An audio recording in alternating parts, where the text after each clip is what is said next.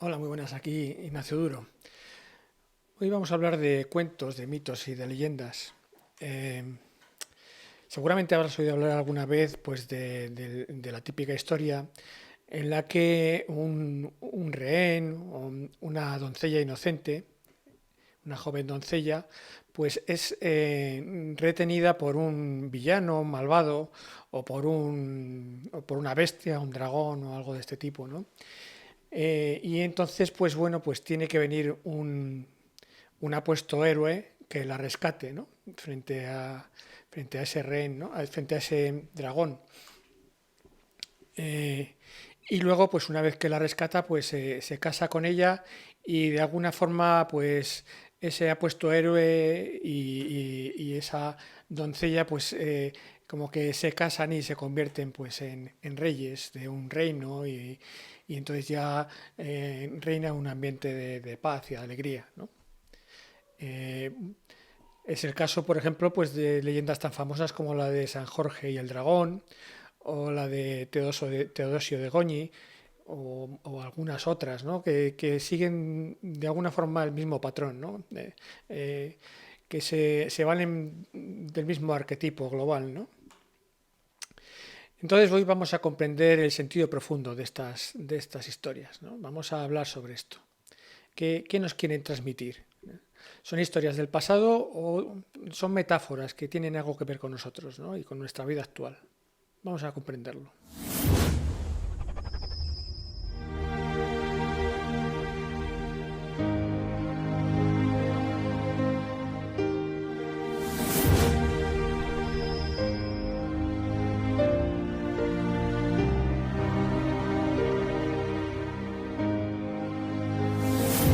Historias o leyendas en las que hay una princesa o un rehén inocente atrapado en una situación dificultosa, penosa, ¿no? A lo mejor en lo alto de la torre de un castillo, ¿no? Que está eso custodiada por un dragón o por un villano, ¿no? Y que está pendiente de alguna manera de ser rescatada.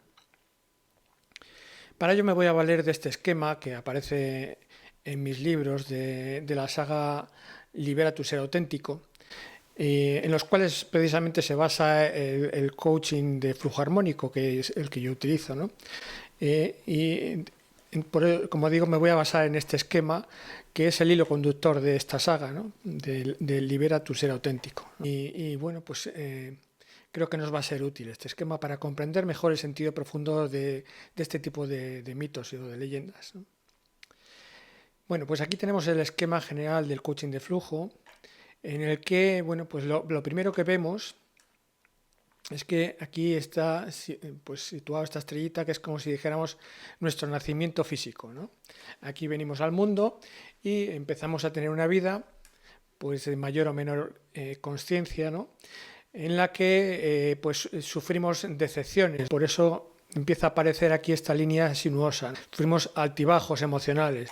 Esta parte de aquí, por la que vamos a empezar, es la que denominamos del mendigo, ¿no? O también es la del dragón, porque es digamos lo que simboliza esa bestia, ¿no? Con la que nos mantiene atrapados. También podríamos decir que es nuestro propio ego, ¿no? De alguna forma. Vale, pues ese dragón nos mantiene atrapados en una situación de inestabilidad emocional, que también se podría simbolizar, pues se podría asemejar pues a una serpiente. Por eso esa línea sinuosa, ¿no? Es la montaña rusa emocional. Y esto, ¿por qué le llamamos el mendigo? Porque en esta fase vivimos en carencia. Siempre pensamos que nos falta algo, que nos falta algo para ser felices y que tenemos que conseguirlo de alguna manera. Tenemos que entonces, por eso nos planteamos continuas metas a futuro, ¿no? Para a ver si consiguiendo aquello que creemos que nos falta, pues conseguimos ser felices, ¿eh? Entonces siempre estamos en carencia y siempre pues vivimos en una continua expectativa y también en una continua decepción, ¿no? Frustración o amargura o resentimiento porque alguien nos falló y no pudimos alcanzar aquello que tanto deseábamos. O o queríamos conservar algo y lo perdimos, ¿no? Y entonces estamos siempre, pues vamos siempre de la euforia a la desesperación, ¿no? Y eso es lo que representa esta primera fase o esta primera etapa en la que muchas personas pues nos podemos llegar a encontrar. Por eso está representado ahí por esa bestia, ¿no? Esa bestia que siempre quiere más y nunca se sacia. Es lo que significa, viene a representar el busca pero no halles, ¿eh? Siempre en carencia y siempre en devenir, siempre en proceso hacia algo, siempre en tensión y siempre con miedo porque estamos detrás de algo, ¿no? Siempre tenemos relaciones interesadas, siempre relaciones de conveniencia, no importa a nivel afectivo o a nivel también laboral, siempre de conveniencia. Nos relacionamos en función de lo que nos vayan a dar o se nos prometa. Y si eso que se nos ha prometido no llega, pues entonces condenamos y rechazamos, ¿no? Esa es la dinámica habitual. Así, en esta dinámica estamos hasta que llegamos quizá a una crisis de sentido. Una crisis de sentido que ya, pues después de grandes decepciones, pues a lo mejor hay gente a la que le ha muerto un ser querido o que le ha quebrado una empresa, vete a saber, algo fuerte, ya pues dices, bueno, pero ¿qué sentido tiene mi vida, no? ¿Qué estoy haciendo yo? Si esta vida que me tiene constreñido, que es una vida ardua e insatisfactoria, ¿no? En la que lucho mucho, me sacrifico mucho y no llego a ninguna parte, ¿vale? Pues ahí estamos, ¿no? En ese punto, ¿no? Para afrontar la siguiente etapa que tratamos en el coaching de flujo, que sería la del guerrero. Aquí es cuando aparece, vamos a quitar esta, y aparece esta otra etapa, que es la del héroe, ese héroe, ese guerrero que va a afrontar la liberación. La liberación de la princesa cautiva, que está aquí abajo, ¿no? Que es nuestra alma, en definitiva. Por eso todos los personajes, quiero insistir, que aparecen en esta metáfora, pues están en nuestro interior, no son personajes externos a nosotros, no es que nosotros seamos, por ejemplo, la princesa y el guerrero tenga que venir de fuera, ¿no? O nosotros seamos el malo y el héroe tiene que venir de fuera, ¿no? Todos los personajes están en nuestro interior, porque en realidad todo esto no es más que una metáfora del funcionamiento interno del ser humano, ¿eh? Vale. Entonces, ¿quién es el guerrero? ¿Quién es el guerrero? El guerrero somos nosotros mismos cuando procedemos a adueñarnos de nosotros mismos, a recuperar nuestra integridad, ¿no? Porque en el caso anterior, en el caso de la serpiente, no teníamos integridad, éramos seres fácilmente corruptibles, fácilmente chantajeables, porque como queremos algo, pues es más fácil que se nos manipule, ¿no? O que se nos controle, o que se nos adoctrine, pero cuando llegamos a la fase del guerrero, eso, empezamos a pasar página de todo eso y empezamos a recuperar la atención plena, ¿no? Empezamos a trabajar la atención plena de tal manera que tenemos menos distracciones y también menos necesidad de defendernos de los demás, porque las corazas que tenemos como guerrero, pues de alguna forma, a medida que vamos siendo mejores, pues las vamos necesitando menos. Vamos necesitando menos esas corazas, porque somos más íntegros y entonces es más difícil que se nos pueda atacar o dañar, porque no tenemos tantos apegos, no estamos apegados a cosas. Entonces, bueno, pues somos amorosos y es más difícil que se nos dañe o es más difícil que alguien nos falle, porque en realidad no teníamos ningún interés. ¿Quién nos va a fallar cuando no tienes ningún interés? Cuando no estás proyectando cosas hacia el futuro, objetivos, metas, sueños que te tienen en vilo, sino que vives en un presente que ya es pleno, que ya es total, no es como en el caso del dragón, que vivimos en carencia, ¿no? Que siempre parece que nos falta algo. Aquí resulta que ya nos vamos recuperando nuestra integridad y cada vez nos sentimos más tranquilos, más en paz, más estables anímicamente, con menos apegos y con menos carencia. Ese es el guerrero, el que va trabajando el autodominio. Por eso pongo ahí dejar ir anclajes, ¿no? Entonces, si te fijas, es un camino inverso al anterior. Este que era de la lucha y este es de el ir trascendiendo, el ir soltando, el ir perdonando, ¿no? Soltando, perdonando, reconciliándonos con nosotros mismos y esa reconciliación, por supuesto, supone también una reconciliación con los demás, ¿no? Con nuestro entorno, ¿vale? La siguiente etapa que aparece aquí sería esta otra,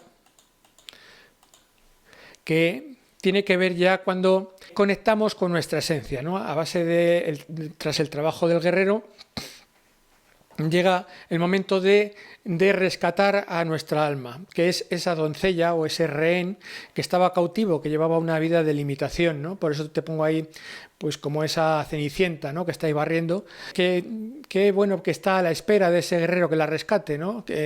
Y qué simboliza esta Cenicienta o esta princesa cautiva. Pues es nuestra alma que está reprimida, que no sé, que es nuestra esencia, nuestra motivación esencial, que no termina de emerger. ¿Por qué? Porque está limitada por todo lo que nos distrae sensorialmente y que nos somete o nos aliena de alguna manera y no nos permite ser nosotros mismos, no nos permite ser auténticos, no nos permite liberar nuestra autenticidad.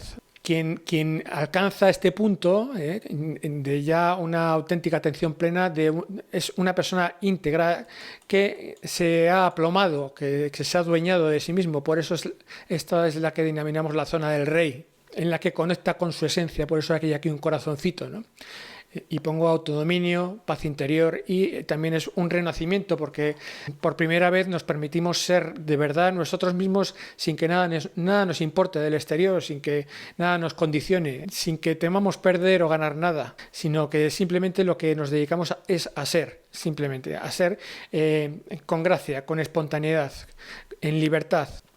Y por eso hay un renacimiento y también se produce una reconciliación en nuestro interior que tiene lugar cuando nuestras partes femeninas y masculinas se integran, ¿no? Se integran en nuestro carácter, de tal manera que integramos aspectos tales como, por ejemplo, la agresividad y la dulzura, se integran en un algo que es superior ¿no? a esas dos polaridades, que está más equilibrado.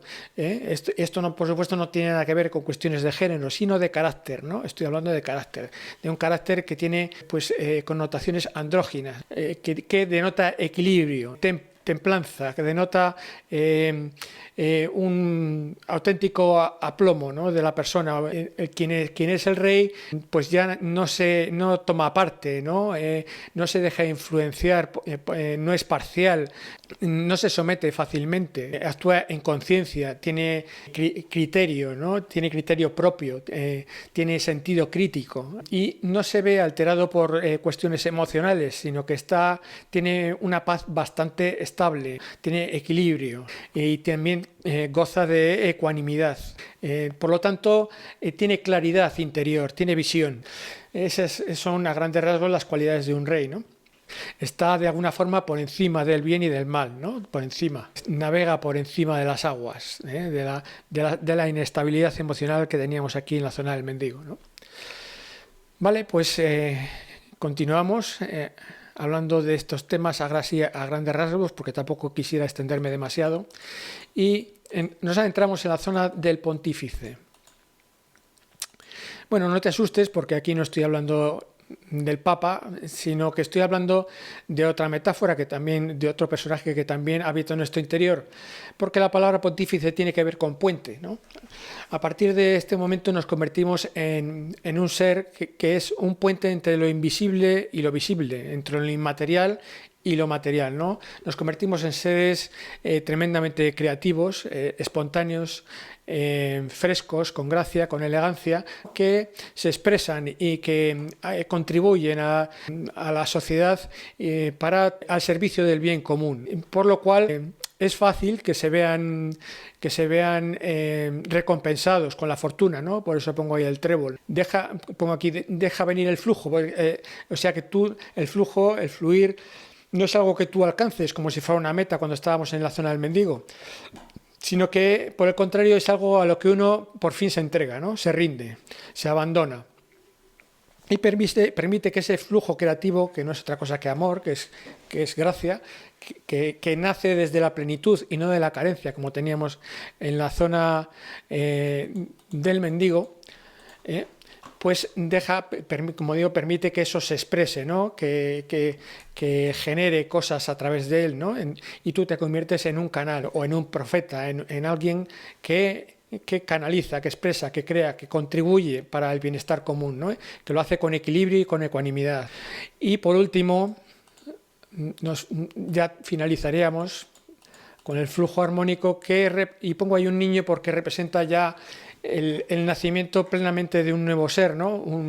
Una persona que se sabe no culpable, como acontecía aquí, porque había carencia, sino completamente inocente, ¿no? Perfecto, libre para crear, para ser, para disfrutar, para jugar, para recrearse con la vida. Aquí ya la vida ya no es ningún drama, sino que es puro gozo. Ya no es como acontecía aquí, que todo era un drama. Todo era a vida o muerte, entre comillas, ¿no? Ahora todo es plenitud y gozo y unidad con los demás, ¿no? Completa armonía. Ese niño que nace ahí, ¿no? Que emerge de nuestro interior, que no es otra cosa que nuestra inocencia reprimida, pero que ahora se ha vuelto manifiesta. Bueno, pues en resumidas cuentas esto es lo que te quería comentar hoy, para que veas que muchos cuentos o leyendas pues sí que tienen un valor importante y que nos pueden aportar muchas cosas si lo entendemos de esta manera, valorando que todos los personajes están en nosotros y que cada uno de ellos, de esos personajes, representa una fase de nuestro crecimiento interior, ¿no? O del desarrollo de nuestra conciencia, ¿no? Y nada más, si quieres ampliar más sobre este tema, pues solo recordarte que ahí tienes los libros de mi saga Libera tu Ser Auténtico, mi saga de libros, que los tienes en Amazon a tu disposición por si, bueno, te interesara ampliar más sobre el tema, porque, como te digo, este es un poco el hilo conductor de estos libros, por si te interesa profundizar en ello. Venga, nos vemos en otra ocasión. Que tengas un día francamente bueno. Chao.